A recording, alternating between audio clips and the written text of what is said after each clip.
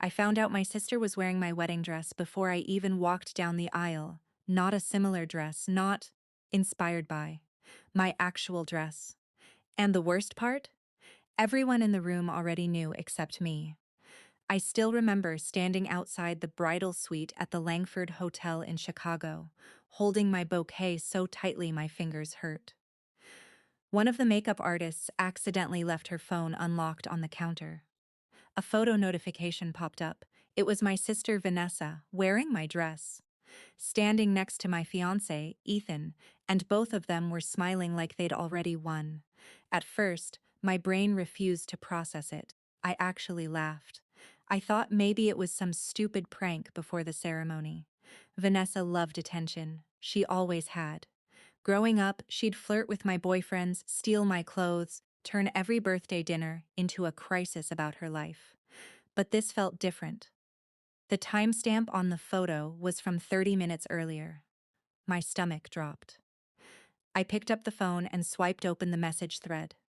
There were dozens of pictures. Vanessa in my dress. Ethan fixing the back zipper for her. Vanessa kissing his cheek. Then I saw the text that shattered everything. She should've known you loved me more. I swear my ears started ringing. I couldn't breathe. My wedding planner walked in smiling, asking if I was ready for the ceremony, and I just stared at her like I'd forgotten how language worked. "Claire," she asked carefully, "are you okay?" I looked at her and whispered, "How long has everybody known?" The color drained from her face immediately. That told me everything. I walked out of the bridal suite before anyone could stop me. My heels clicked across the marble hallway while guests laughed downstairs. Completely unaware my entire life was collapsing one floor above them, I found Ethan near the balcony bar. The second Samse saw me, his expression changed. Guilt, panic, fear, not confusion, not innocence. Guilt. "Claire, how long?" I asked. He looked around nervously. "Can we not do this right now?" That sentence alone almost made me black out. "Right now," I repeated. "You're sleeping with my sister and you think this is bad timing." A few nearby guests turned toward us. Ethan lowered his voice. "You're making a scene." That sentence changed something inside me forever. Because suddenly, I realized I'd spent 6 years apologizing for other people's cruelty. Vanessa walked toward us seconds later, still wearing silk robes from the bridal suite, like she belonged there, like this was her wedding. "Claire," she said softly, "please let's talk privately." I looked at her and honestly wondered how I'd ever loved her. Vanessa's was beautiful in the kind of way people forgave too easily. Blonde hair, perfect smile, fake vulnerability. Men protected her. Women excused her. Our parents worshipped her, even when we were kids. If Vanessa lied, I was told to stop being dramatic. If Vanessa hurt me, I was told she was going through something. And if I succeeded at anything, she somehow found a way to ruin it. When I got accepted into Northwestern, she announced a fake pregnancy during dinner. When I bought my first condo, she showed up crying because her boyfriend cheated on her. And suddenly, everyone forgot my celebration. But stealing my fiancé, even for her, this was monstrous. "I'm giving you one chance," I said quietly. "Tell me this isn't real." Vanessa looked at Ethan, and Ethan looked at the floor. That was my answer. I wish I could tell you I screamed or threw something dramatic. But honestly, the pain was too deep for that. I just felt numb, humiliated, disposable. "Did everyone know?" I asked. Neither of them answered. That silence hurt more than the affair itself, because it meant people had watched me smile for months while they kept this secret. My maid of honor. My cousins, even my mother. I turned and walked away before either of them could speak again. My mom chased me down near the elevators. "Claire, honey, please calm down." I laughed in her face. "You knew too? It's complicated." "No," I snapped. "It's actually very simple." She grabbed my arm. Vanessa said Ethan was confused about the marriage. Oh my God. She didn't mean for it to happen. I stared at my own mother and realized she was protecting the wrong daughter again. She slept with my fiancé, My mother lowered her voice. People make mistakes. I pulled my arm away. No, they make choices. Then she said the sentence that destroyed whatever relationship we had left. You've always been harder to love than Vanessa. I froze. Even now, 2 years later, those words still hurt more than the betrayal itself, because deep down, it confirmed every insecurity I'd carried since childhood. I left the hotel through the side entrance, still wearing my wedding dress. Reporters from another event nearby started taking pictures because they thought I was some runaway bride story. And technically, I was. For 3 days, I ignored everyone. Calls, messages, emails. Vanessa texted me paragraphs pretending to feel guilty while somehow still making herself the victim. Ethan sent flowers with handwritten notes saying he never meant to hurt me, as if affairs just accidentally happen between naked people. Then came the real humiliation. A video leaked online from the wedding reception. Not of me, of Vanessa, dancing with Ethan after I left. My guests cheering while they kissed. My entire wedding had turned into their engagement party. I sat in my condo watching millions of strangers comment on my pain like it was entertainment. Maybe the sister was the better match. She looks happier with him. Claire probably drove him away. That last comment broke me completely, because part of me believed it. I stopped eating properly. I stopped answering friends. I stopped going to work except when absolutely necessary. And then, 3 weeks later, I discovered the secret that changed everything. A producer from a daytime talk show contacted me. At first, I thought it was another disgusting media request. But then she asked one question.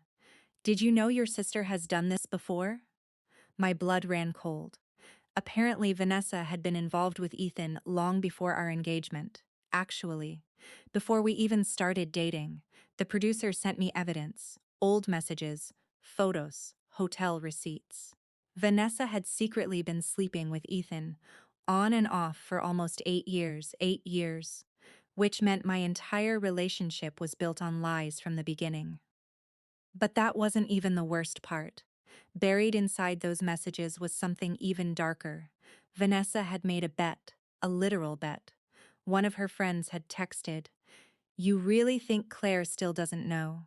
And Vanessa replied, "She never sees what's right in front of her. That's why winning is so easy."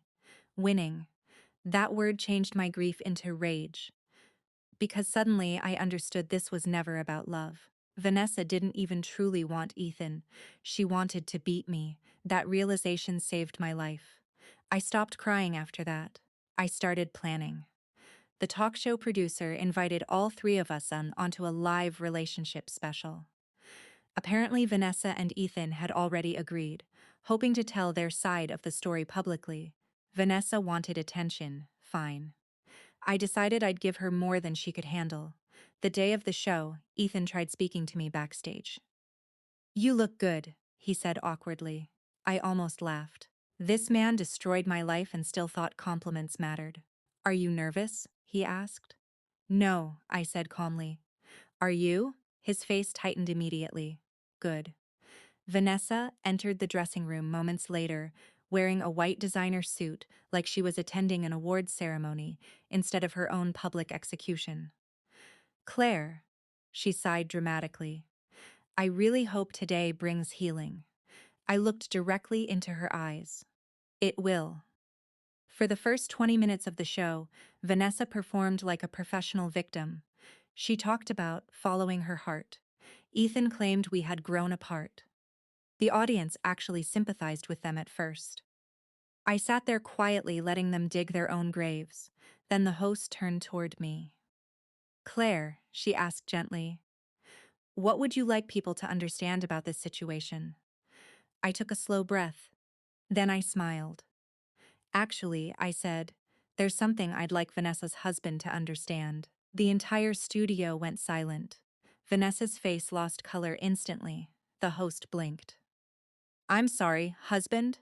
I reached beneath my chair and pulled out copies of documents, marriage certificates, photos, bank transfers, evidence. Turns out, During the years Vanessa secretly traveled with Ethan, she'd also secretly married a wealthy real estate developer in Miami, a man named Daniel Mercer.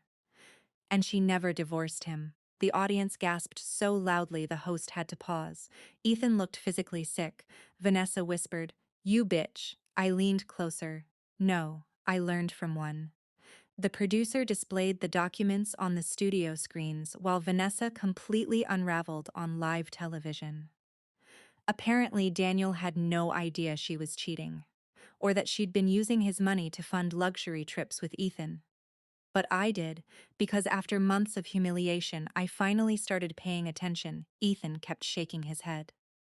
"Vanessa, tell me this isn't true."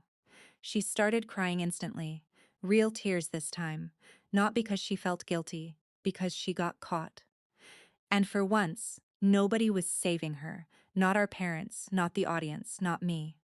The interview ended early after Vanessa stormed off stage, screaming at producers. Ethan tried following her until security stopped him, because Daniel himself had apparently arrived backstage after seeing the live broadcast. I never saw Vanessa look afraid before that day. But she looked terrified then. The internet exploded afterward. Overnight, public opinion flipped completely.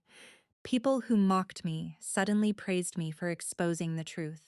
Vanessa lost sponsorship deals she'd built as a lifestyle influencer. Daniel filed for divorce within weeks.